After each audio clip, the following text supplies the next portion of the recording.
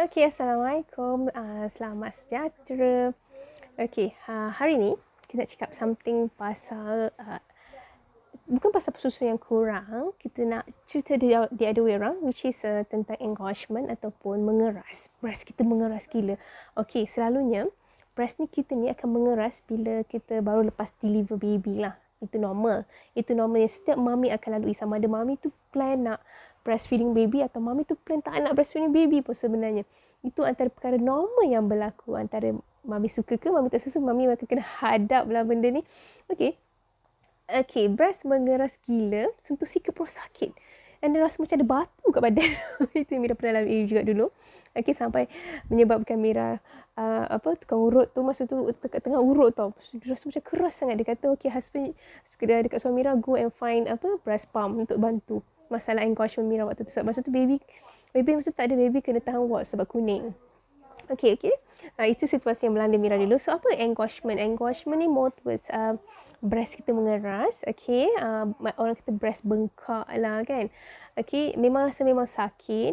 Okey, actually dia berlaku disebabkan peningkatan aliran darah dekat kawasan breast kita tu, dan susu pun banyak waktu tu ataupun susu dah mula dihasilkan. That is one of the thing lah yang menyebabkan breast kita macam kita rasa macam keras gila. Okay, and then selalunya berlaku pada hari pertama, hari kedua atau hari ketiga. It depends on people.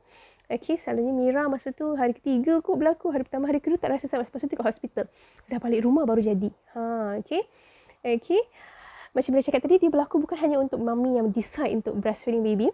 Mami yang tak nak breastfeeding baby pun mungkin akan alami masalah yang sama. Okay, kenapa engorgement berlaku atau kenapa breast tu mengeras? Macam Mira cakap tadi, because pertambahan blood flow, lepas tu ada juga milk supply, ada susu juga dekat breast kita. Okay? Benda ni actually, benda tu menandakan ada susu. Tapi itulah cara nak cakap susu tu ada, menyakitkan sikit. Okay, antara punca-punca lain yang menyebabkan engorgement kalau bukan disebabkan oleh kelahiran baby, okay, boleh juga berlaku sebab mami skip feeding time. Okay, mami terlupa ke ataupun busy buat sampaikan skip waktu untuk pump susu.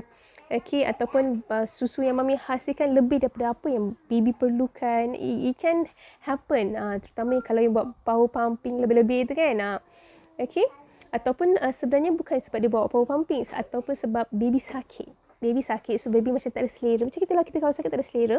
Okay, tapi susu yang dihasilkan lebih. Macam selalunya lebih daripada yang baby minum lah. Yang waktu dia sakit tu selalunya kalau hari sihat dia minum 5 ounce. Mungkin sakit dia minum 2 ounce. So itu yang menyebabkan bengkak boleh berlaku. Okay, engorgement boleh berlaku.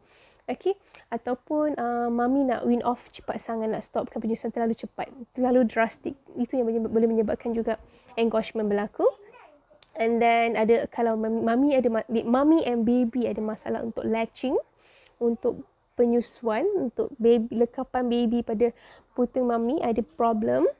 Itu pun boleh menyebabkan engorgement berlaku sebab bila tak lekap betul, bila latching tak betul, mungkin susu tak dikosongkan dengan sepenuhnya, susu tak keluar betul, ada lagi susu kat dalam, itu yang boleh menyebabkan engorgement juga pun boleh berlaku.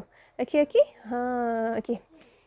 Itu antara sebab-sebab kenapa engorgement berlaku. Okay, bukannya ibu-ibu yang baru lahirkan baby je kena, ibu-ibu yang dah senior yang kiranya kalau baby tu setahun lebih pun boleh kena sebab mungkin mami busy kerja, anak tinggal kat rumah, so terskip waktu penyusuan ataupun lupa nak pump waktu tu antara faktor-faktor lah menyebabkan. Okay, simptom-simptom engorgement macam yang cakap tadi, kita rasa macam breast tu keras gila, ketat gila.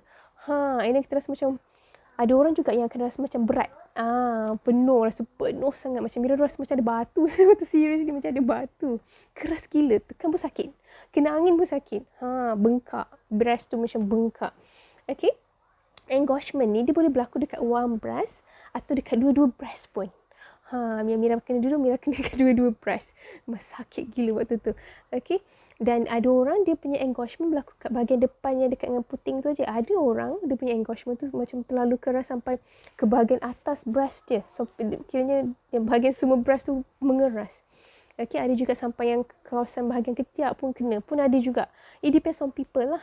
Dengan berapa banyak susu yang ada dalam you punya breast. Okay, ada orang bila dia kena engorgement ni, dia boleh demam tau. Sebab mungkin terlampau sakit. Itu, yes, memang sangat sakit. Sebab pernah alami. Ada orang macam kena demam-demam ringan. So mami yang baru lahirkan baby yang kena engorgement yang sampai macam nak demam tu, kita panggil demam susu. Kita nak bagi demam susu. Tapi walaupun kena demam susu, mami still boleh breastfeeding baby macam biasa. Tak ada masalah. Tinggalnya kadang-kadang bila engorgement berlaku, dia terlalu keras sampai baby pun susah nak isap pun boleh juga berlaku. Itu yang kita penting ataupun bagus untuk mami belajar untuk mamit. Kita perah susu tu keluar.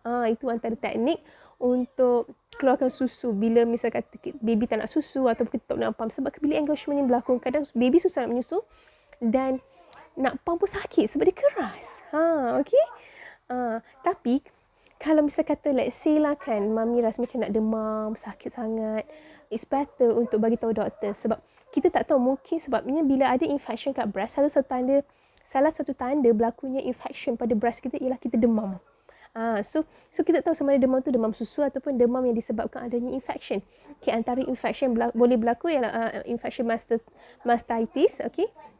Ini disebabkan oleh keradangan ataupun inflation pada tisu breast kita. Okay.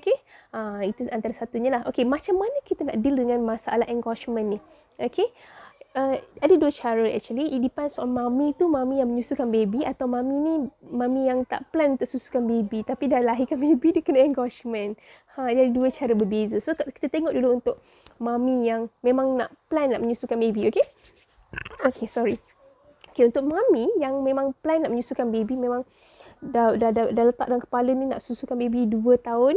Okay, nak bagi antibody yang terbaik, antibody sebelum jadi kat baby. Okay, kalau berlakunya engorgement, apa nak buat? So basically, kita akan buat warm compression ataupun kita tuang panas pada kita punya breast. Okay, itu akan menyebabkan letdown effect berlaku. Okay, and then kena feeding, kena bagi susu dengan lebih kerapkan penyusuan direct ataupun secara pump.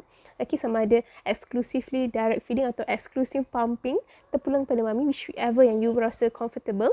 Okay, and then kena menyusukan waktu kita susukan baby tu, selagi baby nak minum, kita bagi je, bagi dia kosongkan kita punya breast. Okay, and then kita juga boleh urut masa kita menyusukan baby tu kan, sekarang dia mengeras, ada macam lam-lam tu kan. Kita boleh urut sambil menyusukan baby. Okay, and then antara cara lain lagi untuk redakan engorgement ni, kita tukar posisi penyusuan. Okay, posisi penyusuan ada banyak. Kita boleh duduk dan menyusu, kita boleh baring dan menyusu, kita boleh mengiring dan menyusu. Ada orang kata bila dia mengiring, susu banyak keluar. Itu terpulang pada masing-masing. Sebab kenapa boleh kena tukar position ni, sebab kita kalau boleh nak kosongkan breast kita dekat setiap area susu tu, kita nak keluarkan semua susu. Okay lah.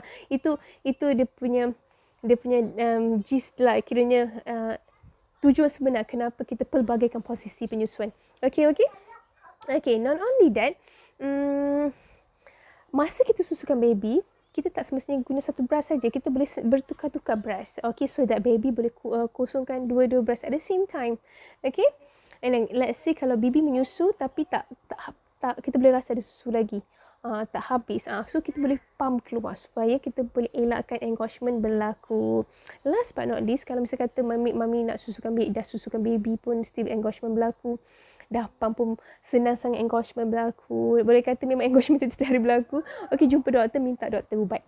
Okay, ini penting jumpa doktor. Sebab ubat ni ada banyak jenis ubat. So ada ubat yang legal, ada juga ubat yang illegal. Ubat yang illegal ni basically ubat yang tak di-approve lah.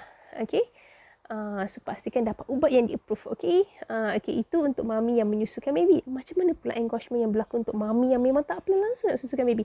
So antara apa yang mami boleh buat ialah, kalau tadi kita warm press, ini kita akan buat cold press. It means kita akan tuam sejuk, letak ice pack ke, tuam dengan air sejuk ke, untuk kurangkan bengkak ataupun kurangkan keradangan. Okay, nombor 2, kita boleh juga dapatkan ubat daripada doktor.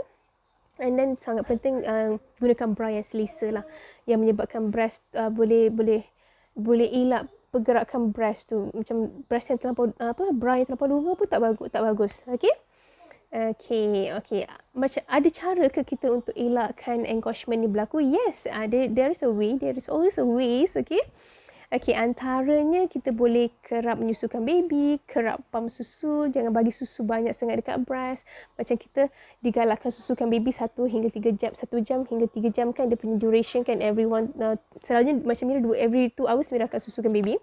So kita every 2 hours tu kita susukanlah baby. Kalau baby macam kata tidur ke tak sihat ke kan, kita pump lah keluar. Jangan kasih susu tu ada kat dalam badan lama-lama. Itu yang akan menyebabkan engorgement berlaku, susu berkumpul banyak sangat. Okay, itu yang pertama. Yang kedua, nak prevent engorgement, letak ice pack. Kalau tadi kita letak ice pack nak kurangkan bengkak, tapi kita letakkan ice pack yang ini adalah untuk kurangkan penghasilan susu. Sebabnya cool pack ataupun cool compress ni boleh turn off let down signal. Dia akan bagi tahu badan jangan hasilkan susu lagi. Itu antara sebab kenapa kita letak cool pack. Untuk mami nak wean off pun selalunya nak kurangkan penghasilan susu, letak cold pack.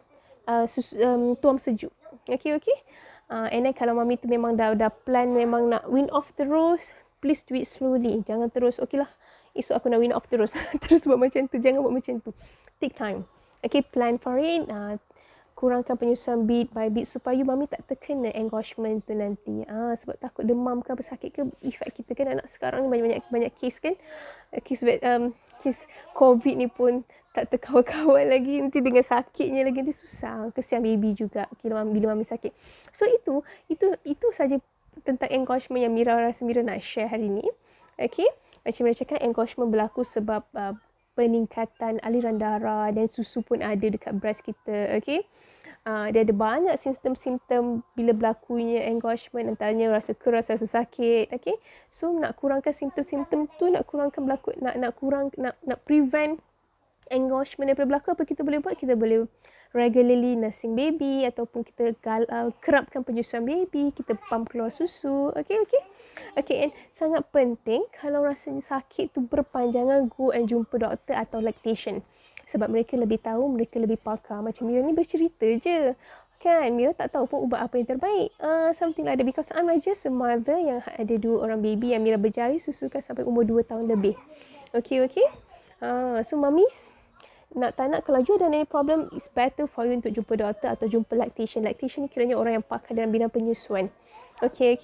Itu saya sharing untuk hari ni. If you think today sharing bermanfaat untuk you, bermanfaat untuk mami-mami, dan mungkin bermanfaat untuk mami-mami yang lain, please do share, do comment and do like this video, okay, ataupun my page. Okay, itu sahaja untuk hari ni. Please take care, have a blessing day tomorrow. Yang tak vaksin, pergi vaksin, jangan lupa. Okay, bye. Assalamualaikum.